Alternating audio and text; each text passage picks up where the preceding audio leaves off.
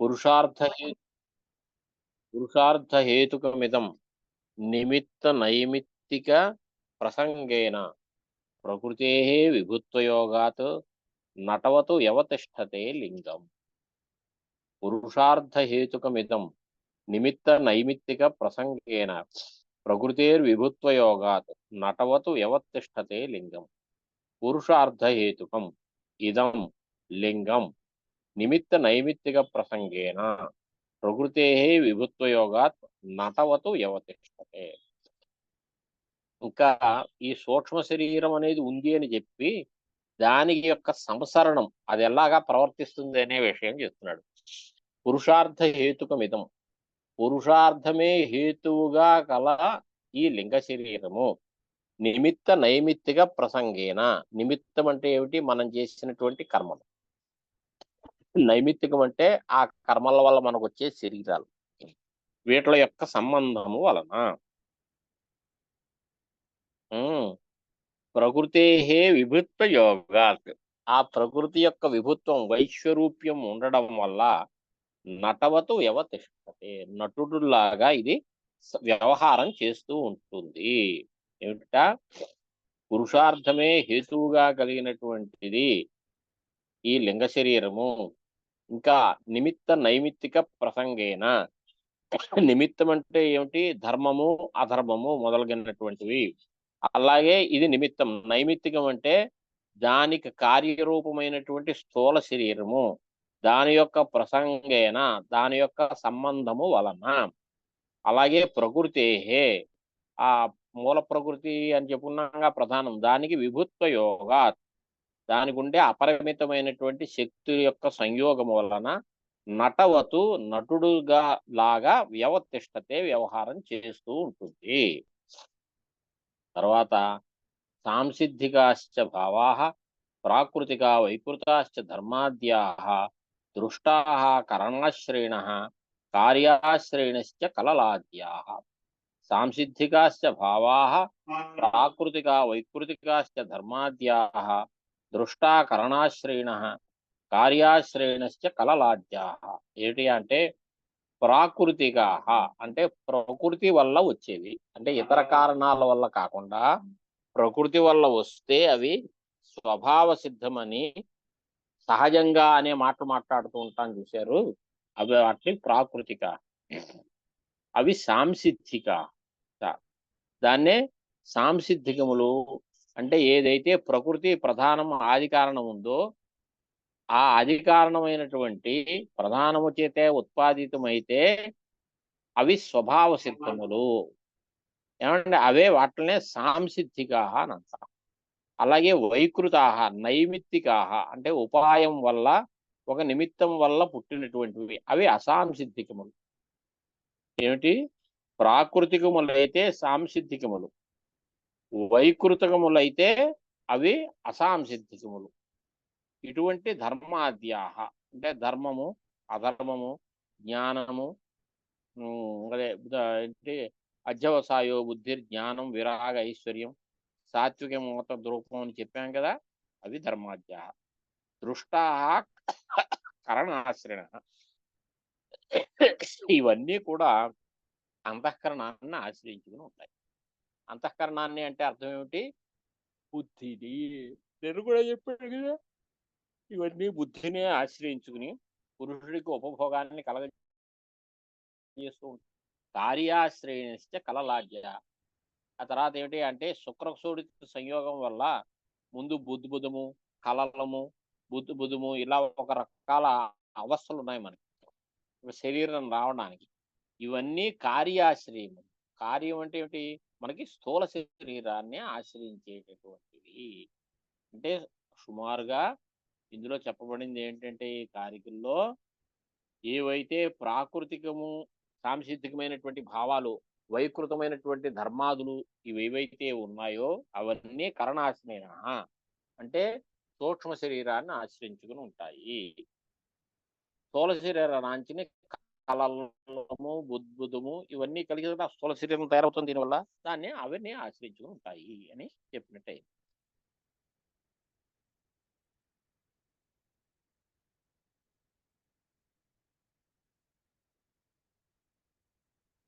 ఆ! ఈ ఈ ధర్మాదులన్నీ కూడా ఇంకో రకంగా కూడా చెప్పుకోవచ్చండి. ఇవన్నీ కూడా ప్రాకృతికములు, సాంసిద్ధికములే ధర్మో, జ్ఞానం, విరాగ, ఐశ్వర్యం కొంతమందికి. అంటే ప్రయత్నం లేకుండానే అప్రయత్నంగానే ఇవన్నీ వచ్చేస్తాయి. అంటే వాళ్ళు పుడుతూనే చాలా గొప్పవాళ్ళు. ఎలాగా? కపిల మహర్షి మొదలుగైనటువంటి వాళ్ళు. ఈ ఈ దర్శనములకి కర్త ఎవరైతే ఉన్నాడో వాళ్ళనమాట. వైకృతానాం భావానాం ఉదాహరణం. అంటే ఏమిటి? వైకృతములు అంటే ఏమిటి? నిమిత్తం వల్ల వచ్చేవన్నమాట. వాళ్ళు య వాల్మీకి మహర్షి, యాజ్ఞవల్క్యుడు అంటే వీళ్ళంతా సాధనల వల్ల జ్ఞానులు, ఋషులవుతారు. కపిలుడు పుడుతూనే ఈ ధర్మాదులు నాలుగిటితో కలిసే పుట్టాడాయన. ఆయన కాబట్టి అవి సాంసిద్ధికమైనటువంటి, ప్రాకృతికమైనటువంటి భావములో ఆయనకున్నది. సరేనండి? ఇవన్నీ కూడా ఈ భావాలు కరణాశ్రమములు అయ్యుంటాయి. కార్యాశ్రమం నుండి కలలము, బుద్బుదము అని ఏవైతే చెప్పబడుతూ ఉంటుందో అవి స్థూల శరీరాన్ని ఆశ్రయించుతూ ఉంటాయి. ఎక్కడున్నాము? హ్మ్. ధర్మేణ గమనమూర్ధ్వం గమనమధస్తాత్ భవత్యధర్మేణ జ్ఞానేన చ అపవర్గః విపర్యయాదిష్యతే బంధః. ఈ మన సంసారంలో ఉండేటటువంటి గతులు అనేక రకంగా ఉన్నాయి. ఏమిటయ్యా అంటే, మనం ధర్మం చేసినట్టయితే ఊర్ధ్వ గమనం, గమనమూర్ధ్వం అంటే పైన భూర్భువస్సువః ఏదో సత్యలోకం, మహల్లోకము అని ఇలాగ పైన 7 రకాల లోకాలు. కిందేమో అతల, తల తల, సుతల, రసాతల, పాతాళ, మహీతలాలంటూ కిందో 7 ఉన్నాయి లోకాలు. మొత్తం మీద 14 లోకాలు ఉన్నాయి అని చెప్తూ ఉంటారు. మనం మధ్యలో ఉన్నాం. మనం బాగా ధర్మం చేసుకుంటే ఎక్కడికి వెళతాము? ఊర్ధ్వ లోకాలకి వెళతాం. అధర్మం చేస్తే అధో లోకాలకు వెళుతూ ఉంటాం. అదే చెప్తాడు. ధర్మేణ గమనమూర్ధ్వం గమనమధస్తాద్ భవత్యధర్మేణ. అధర్మం వల్ల అధస్తాద్ గమనం భవతి. కింద లోకాలకు వెళతాం. జ్ఞానేన చ అపవర్గః. ఈ కర్మలు కాకుండా ప్రకృతి పురుష వివేక రూపమైనటువంటి జ్ఞానాన్ని సంపాదించామనుకోండి, దానివల్ల ఏమవుతుంది? అపవర్గం, మోక్షం వస్తుంది. విపర్యయాదిష్యతే బంధ. ఈ జ్ఞానం లేకపోవడం వల్ల, జ్ఞానానికి ఆపోజిట్ అంటే అజ్ఞానం, దానివల్ల బంధం అనేది ఉంటూ ఉంటుంది. ధర్మం చేస్తే ఊర్ధ్వగమనం ఉంటుంది. అధర్మం చేస్తే అధోలోకాలకు వెళతాం. జ్ఞానం వల్ల మోక్షం వస్తుంది. ఏమంటే అజ్ఞానం వల్ల బంధం ఉంటుంది. అంచేత విద్యతను సూక్ష్మ శరీరానికి నివృత్తి మటుకు ఒక్క జ్ఞానేన అపవర్గ అనే దగ్గరే. మిగతా 3 చోట్ల కూడా ఈ సూక్ష్మ శరీరం వల్ల అనూర్తం అవుతూనే ఉంటుంది. స్థూల శరీరాలు మారితే మారతాయి కానీ. ఏమండి? ఏంటి తర్వాత శ్లోకాల్లో చెప్తారు కదా. వైరాగ్యాత్ ప్రకృతి లయ సంసారో భవతి రాజసాత్ రాగాత్ ఐశ్వర్యాద్ అవిఘాత విపర్యాత్ తద్విపర్యాస. వైరాగ్యాత్ ప్రకృతి లయ సంసారో భవతి రాజసాత్ రాగాత్ ఐశ్వర్యాద్ అవిఘాత విపర్యాత్ తద్విపర్యాస. వైరాగ్యం అనేటటువంటిది ఏదైతే ఉందో, ధర్మో, జ్ఞానం, వైరాగ, ఐశ్వర్యం అని, ఆ వైరాగ్యం లాగా ప్రకృతి లయం అవుతుంట. ప్రకృతి లయం అంటే ఏమిటి అంటే తర్వాత చెప్తారు. మనకొక స్వరూపం ఉన్నదండి, ఆత్మ. వీళ్ళ సిద్ధాంతం ప్రకారం అయితే పుష్కర పులాశివర్ నిర్లిప్తమైనటువంటి, నిర్గుణమైనటువంటి, కర్తృత్వం లేనటువంటిది ఆత్మ అని. వేదాంతులు దీంతో పాటు భోక్తృత్వం కూడా లేదు అని చెప్తారు. ఏమీ లేనటువంటిది ఆత్మ. ఇది జీవాత్మ. అలాగే పరమాత్మ కూడా. ఈ పరమాత్మకి, జీవాత్మకి వాస్తవంగా భేదమే లేదు. ఇది అద్వైత వేదాంతం. వీళ్ళు పరమాత్మ అనే కాన్సెప్టే లేదు వీళ్ళు. కేవలం జీవుడు, ఆయన భోక్త, కర్తృత్వం లేదు, ఎటువంటి గుణాలు లేవు, ఎటువంటి దోషాలు లేవు, ఏమీ లేవు. కానీ ఆయనకి ఈ ప్రకృతి పురుష వివేకం లేకుండా నా యొక్క స్వరూపం ప్రకృతి అని సతతము ప్రకృతిలోనే ధ్యానిస్తే వైరాగ్యంతో కూడి ఆయన ప్రకృతిలో లైవ్ అయిపోతాడు. ఈ ప్రకృతిలో లైవ్ అయిపోయిన వాడు ఏమవుతాడు? కొన్నాళ్ళు అలా ఉండి మళ్ళా బయటకు వస్తాడు. ఇప్పుడు మీరు ఉప్పుగడ్డలు తీసుకెళ్ళి సముద్రంలో కలిపారనుకోండి, ఆ ఉప్పుగడ్డలాగా ఉంటాయండి. ఏ నీళ్ళల్లో అయినా అది నీరు కింద అయిపోతుంది. ఆ నీరు కింద అయిపోయి మళ్ళా ఆ ఉప్పు నీళ్ళనే తీసుకొచ్చి మనం మడులు కట్టి ఆ దాంట్లోంచి ఉప్పు తయారవుతుంది కదా.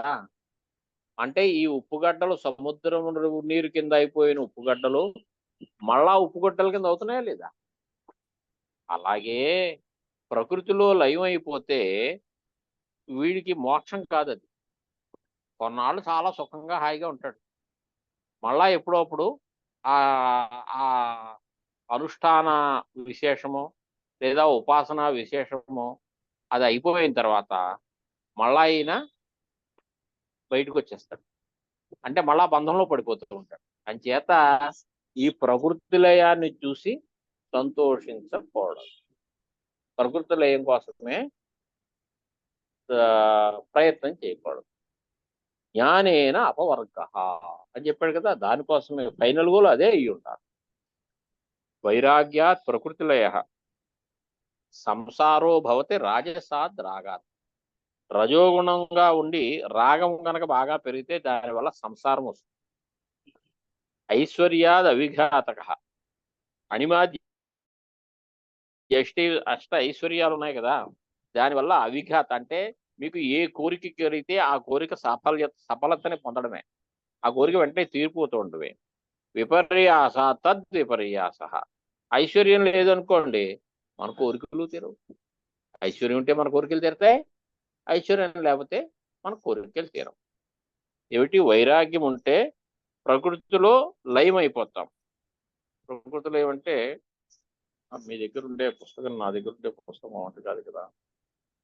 అంటే వశీకార సంజ్ఞం అంటే ఆ ప్రకృతిని నేను అనేటటువంటి దాంతో ఉపాసన చేస్తే అక్కడ వశీకార సంజ్ఞకమైనటువంటి వైరాగ్యము అంటారు.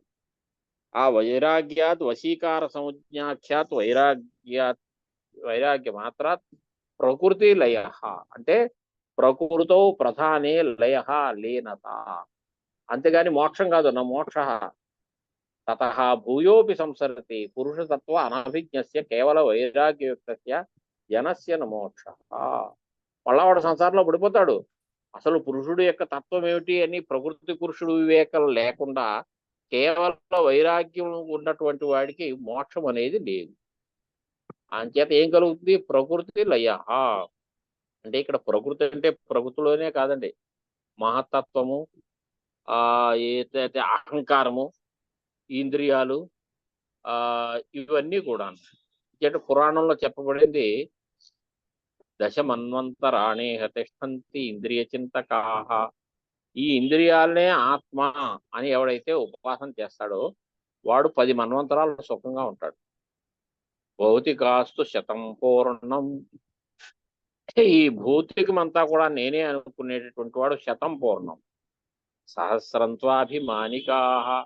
అహంకారాన్ని నేను అనే చింతన చేసినటువంటి వాడు సహస్రం. బౌద్ధ దశ సహస్రాన్ని. మహత్తత్వమే నేను అనుకునేవాడు 10,000 మన్వంతరాలు. విగత జ్వరాహ. విగత జ్వరాహ అంటే ఏ విధమైనటువంటి దుఃఖములు, బాధలు, ఈతి బాధలు అవి లేకుండా అని అర్థం. పూర్ణం శత సహస్రంతు తిష్టంతి అవ్యక్త చింతకాహ. అవ్యక్తం అంటే ఏమిటి? ప్రధానం. ఈ ప్రధానాన్ని నేను అనేటటువంటి ఉపాసన చేసినటువంటి వాడు పూర్ణం శత సహస్రంతు అంటే 1,00,000, 100,000. 100,000 అంటే ఏమిటి? 1,00,000 కదా. 1,00,000 మన్వంతరాలు ఏ బాధలు లేకుండా ఉంటాడు. కానీ ఒక అవధి అనేది ఉంది. ఇప్పుడు ఈ చెప్పిన పైనటికి ఏదో కొంత టైం లిమిట్. నిర్గుణం పురుషం ప్రాప్య కాల సంఖ్యాన విద్యతే. ఆ నిర్గుణమైనటువంటి పురుషుణ్ణి నేను అనేటటువంటి జ్ఞానం కలిగినటువంటి వాడికి ఇక కాల సంఖ్య లేదు.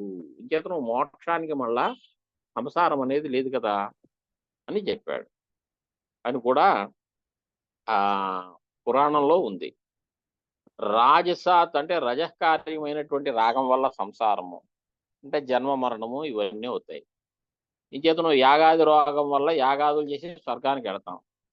లేకపోతే ఇంకో పాపాదిల వల్ల రోగం వల్ల చేసి దుఃఖాన్ని అనుభవిస్తుంటాం. ఇలాగే పుట్టుక, చావుట ఈ 2 జన్మ మరణ ప్రవాహంలో కొట్టుకుపోతూ ఉంటాం. ఐశ్వర్యాత్ అంటే అష్టగుణాత్ అణిమాద్య అష్టశక్తుల వల్ల అవిఘాత గతి గాని వాడు ఎక్కడికి వెళ్ళాలంటే అక్కడికి వెళ్ళిపోతాడు సూక్ష్మ రూపంగా. వాడికి ఏ కోరుకున్నా తీరిగిపోతూ ఉంటుంది. సఫలత సర్వత్ర. విపర్యాత్ ఐశ్వర్యం లేక అనైశ్వర్యం ఉన్నట్టయితే తద్విపర్యాస అంటే ఈ అవిఘాత అనేటటువంటిది ఉండదు, విఘాతమే ఉంటూ ఉంటుంది. నెక్స్ట్ కారిక ఏమిటి? ఏష ప్రత్యయసర్గ విపర్యయ అశక్తి తుష్టి సిద్ధ్యాఖ్య గుణవైషమ్య విమర్దాత్ తస్య చ భేదాస్తు పంచాశతు. ఇంక వరుసగా లెక్కలు అంటే ఏదో 24 గుణాలు 9 ద్రవ్యాలు అని ఇచ్చినట్టుగా వీళ్ళు కొన్ని లెక్కలు ఇస్తున్నారు. ఈ ప్రత్యయ సర్గము అంటే ఈ ఈ బుద్ధికి ఉండేటటువంటి వ్యవహారాలు అన్నమాట. గుణాలు ఏదో ధర్మం జ్ఞానం విరాగ ఐశ్వర్యం అని చెప్పాడు కదా పూర్వం, సాత్విక మేతద్ రూపం తామసం. దాన్నే మళ్ళా వేరే రకంగా చెప్తున్నాడు. ఏష ప్రత్యయ సర్గ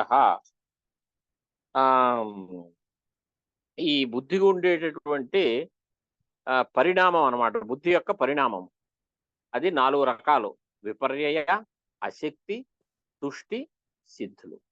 విపర్యయం అంటే మిథ్యాజ్ఞానం, అశక్తి అంటే ఇంద్రియముల యొక్క అశక్తి, తుష్టి అంటే అలంప్రత్యం చాలే అనుకోవడం, లేదా సిద్ధులు అణిమాగణిమాది సిద్ధులు. ఇవన్నీ గుణవైషమ్య విమర్దాత్. మనకు ఉండేటటువంటి సత్వరజస్తమో గుణాలు ఉన్నాయి కదా, వీటి యొక్క కాంబినేషన్ అంటే హెచ్చుతగ్గులు దీనివల్ల వస్తుంది. దీనివల్ల ఎన్ని రకాలు వచ్చాయండి ఇవి? తస్యతు భేదాస్తు పంచాశత్ 50 రకాల భేదాలు ఉన్నాయట. అదేమిటో వరుసగా లిస్ట్ ఇస్తున్నాడు. ఏమిటిట? పంచ విపర్యే భేదా 5, అశక్తిశ్చ కరణ వైకల్యాత్తు 28 భేదా. ఈ కరణముల యొక్క అశక్తి వల్ల కలిగేటటువంటి భేదములు 28. ఆ 28 ఏంటి తర్వాత చెప్తాడండి కారికలో. సో విపర్య భేదములేమో 5 రకములు, అశక్తి ఏమో 28 రకాలు. 28 5 33. తుష్టిర్ నవధ 33ను 9. ఈ తుష్టులు 9 రకాలు. 33ను 9 42. శక్తి 8 రకాలు. 42 8 50. ఇలాగా ఈ ప్రత్యయ సర్గం అనేటటువంటిది పంచాశతు భేదాస్తు పంచాశతు ఏమిటి అనేది నెక్స్ట్ కారికలో ఇచ్చాడు. పంచ విపర్యే భేదా భవంతి, అశక్తిశ్చ కరణ వైకల్యాతు 28 భేదా, తుష్టిర్నవస అష్టధా సిద్ధి అని. అంటే అదే చెప్తున్నాడు. ఏమిటి అంటే విపర్యయం 5 రకాలు ఏమిటి అంటే కింద వ్యాఖ్యానంలో రాస్తున్నారు. తమస్సు, మోహము, మహామోహము, తామిశ్రము, అంధతామిశ్రము అనే 5 రకాలు. దీన్నే ఇంకో పేర్లు ఉన్నాయి యోగ దాంట్లో. అవిద్య, అస్మిత, రాగము, ద్వేషము, అభినివేశము అనేటటువంటివి 5 పేరులతో చెప్పబడ్డాయి. ఇది మిథ్యాజ్ఞానమునకే భ్రమకే 5 రకాల భేదము. అలాగే ఇవే క్లేశ శబ్దం చేత యోగ దర్శనంలో చెప్పబడ్డాయి. అవిద్యిత, అవిద్య, అస్మిత, రాగ, ద్వేష, అభినివేశా పంచ క్లేశా. క్లేశా ఇది పంచ విపర్యయా అని కూడా వ్యాస భాష్యంలో చెప్పు. కాబట్టి ఈ విపర్యయ భేదాలకి ఉండే నానాత్వం కూడా తర్వాత కారికలో చెప్పకూడదు. అలాగే కరణ వైకల్యా, కరణానాం బుద్ధి ఏకాదశి ఇంద్రియాలు యద్వైకల్యం వధ తస్మాత్ యా అశక్తి సా 28 విధ. 24 రకాలు ఏమిటిట? ఇవి 11 ఇంద్రియాలు కదా, జ్ఞానేంద్రియము, కర్మేంద్రియము, మనస్సు. అహంకారము బుద్ధి 11 2 13. తత్ర కరణానాం ఏకాదశానామింద్రియాణం వైకల్యాత్ స్వస్వ విషయగ్రహణే అసామర్థ్యాత్ ఏకాదశ. ఈ ఏకాదశి ఇంద్రియాలు ఉన్నాయి కదా, వాటి యొక్క వైకల్యం అంటే ఏమిటి అంటే శక్తి ఊడిగడం వలన తన విషయాలను గ్రహించడంలో సామర్థ్యం లేకపోవడం అనేటటువంటిది ఒక అశక్తి. 11 అశక్తులు వచ్చాయి. అలాగే బుద్ధికి నవవిధ తుష్టులు ఉన్నాయనుకున్నాం కదా, ఆ తుష్టులు లేకపోవడం కూడా అశక్తే. అది 9. 9 11 ఎన్ని వచ్చాయండి? 20 అయ్యాయి.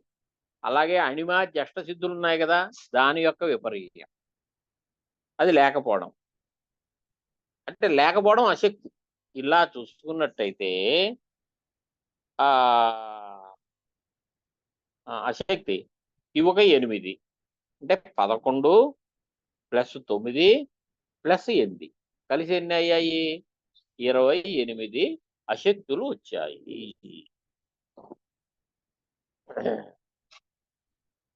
ఏమిట? పంచ విపర్యయ భేదా భవంతి అశక్తిశ్చ కరణవైకల్యాత్ 28 భేదా. తుష్టి 9 అష్టధ సిద్ధి. ఈ 9 తుష్టులు 8 సిద్ధులు తర్వాత 29లో కారికలో చెప్తున్నాడు. తర్వాత ఎక్కడ చెప్తాడు? తుష్టితులు 50 51లో చెప్తాడు. భేద తామసో అష్టావిధో మోహస్య దశవిధో మహామోహం తామిశ్రో అష్టాదశ తథా భవంతి అంధ తామిశ్ర. సరిపెడదామండి. ఇవాళ కూడా 6 కారికలు అయిపోయాయి. మరి టపటప్ప మరి ఉందాం. మళ్ళా రేపు 8:15కే కలుద్దాం అండి. పైగా నేను వేరే ఒక చోట ఉన్నాను, ఎవరింట్లోనో అంటే సభలో ఉన్నాను, పరీక్షలు అవి జరుగుతున్నాయి, అందరూ భోజనం చేస్తున్నారు, నేను కూడా భోజనానికి వెళ్ళాలి. ఓకేనా? అలాగే.